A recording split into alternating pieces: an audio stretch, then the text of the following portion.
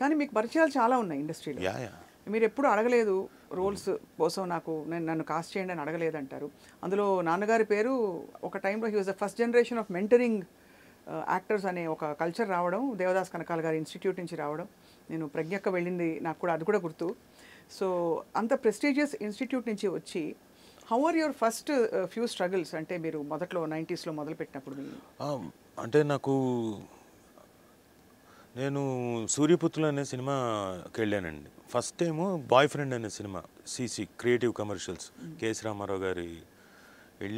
వెళ్ళిన తర్వాత ఇంటర్వ్యూలకు పిలిస్తే వెళ్ళాము, పర్ఫామ్ చేయమన్నారు. అక్కడ 300 మంది లైన్లో ఉంటే ఉన్నాం.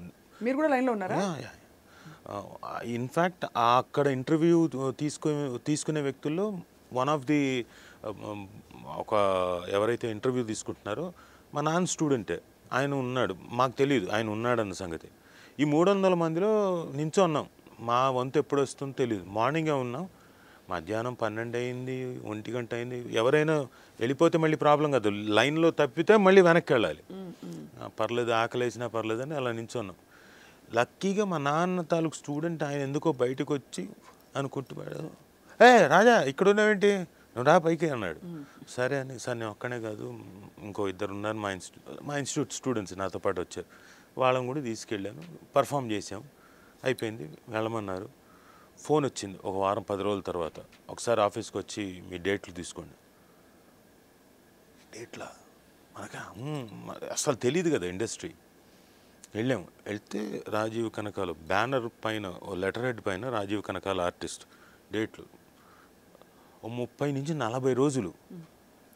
30 నుంచి 40 రోజుల అబ్బో, ఇదేదో చాలా పెద్ద క్యారెక్టరు, ఇంకా దీన్ని ఎరగొట్టేద్దాం చేసేద్దాం అనే ఫీలింగ్లో ఉన్నాం. పక్కన నా మిగతా ఇన్స్టిట్యూట్ నుంచి వచ్చిన వాళ్ళిద్దరికి కూడా సో అండ్ సో అని పెట్టి, స్టూడెంట్ అని పెట్టి కొన్ని డేట్లు ఇచ్చారు. వాళ్ళకన్నా నాది ఒక 5 రోజులు 6 రోజులు ఎక్కువ ఉంది. నేను చూసుకునే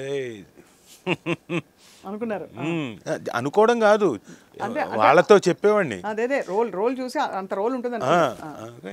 ముగ్గురం వెళ్ళాము లొకేషన్కి. ఫస్ట్ డే కోటి ఉమెన్స్ కాలేజీలోకి వెళ్తే ఆర్చ్ పైన అందరూ ఉన్నారు, ఆ మెట్ల పైన మొత్తం ఉన్నారు. మా కారు అలా వచ్చింది, మేము అరగంట లేటు. ఈ లోపల భరత్ గారు షాట్ పెట్టి ఇలా తీసి ఇలా వచ్చాము. మేము వచ్చాం, ఏంటమ్మా ఇంత లేట్ అన్నారు. సార్ కారు ఇప్పుడే వచ్చింది. సరే బ్యాగ్ అక్కడ పెట్టేసి రండి అని చెప్పేసి అక్కడి నుంచో పెట్టారు. నించొని ఇలా అని స్కాన్ చేసి అలా చూస్తే ప్యాన్ చేస్తే ఎవరైతే 400 మంది 500 మంది ఇంటర్వ్యూలకు వచ్చారో అందరూ ఉన్నారు. ఓహో, అబ్బో, అర్థమైపోయింది ఇది మనల్ని వాడుతున్నారు. సరే వాట్ ఎవర్, మనకు వచ్చిన ఆపర్చునిటీ అని ఫస్ట్ 4 days 5 days వాళ్ళతో పాటు తిరుగుతున్నాం. వెనక్కి తిరగండి, బ్యాక్గ్రౌండ్ యాక్షన్ అనగానే వెనక్కి తిరుగుతున్నాం మేము. 4-5 days అయిన తర్వాత మాకు అర్థమైపోయింది ఇది మనం జూనియర్ ఆర్టిస్టులు తప్ప ఇంకేం కాదని. ఇంకా 5 days 6 days తర్వాత మానేసాం వద్దనుకొని. అది నా ఎక్స్పీరియన్స్ ఫస్ట్ టైం. చాలా హార్ట్ బ్రేకింగ్ కదా ఆల్మోస్ట్.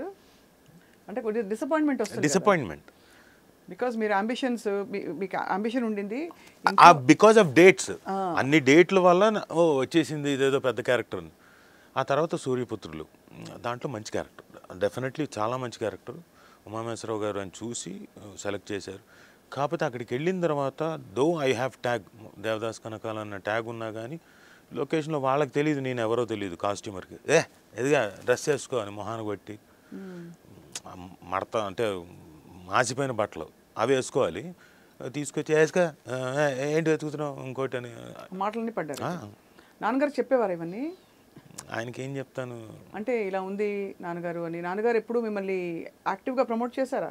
చేయలేదు, అస్సలు చేయలేదు. ఒకే ఒక్కసారి మాత్రం ఈవీవి గారి దగ్గరికి మాత్రం తీసుకెళ్ళారు. ఏది ఆఫ్టర్ సో మెనీ ఇయర్స్, దాదాపుగా 90 నుంచి 97 వరకు అయిన తర్వాత 98లో కన్యాదానం సినిమా స్టార్ట్ చేసినప్పుడు అప్పుడు మాత్రం తీసుకెళ్ళారు. 7 ఏళ్ళు 8 ఏళ్ళు అస్సలు ఎక్కడా లేదు.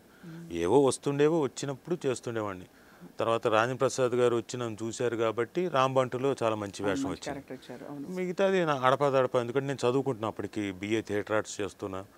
సో ఏదైనా వస్తే సంవత్సరానికి ఒక సినిమా వస్తే అది చేయడం. ఆ వయసు కూడా ఏంటంటే ట్రాన్సిషన్, నువ్వు మీసాలు, నా ఘర్కా నా ఘాట్కా, ఇటు పెద్దవాడిగా చేయలేను, ఇటు పిల్లోళ్ళలాగా చేయను.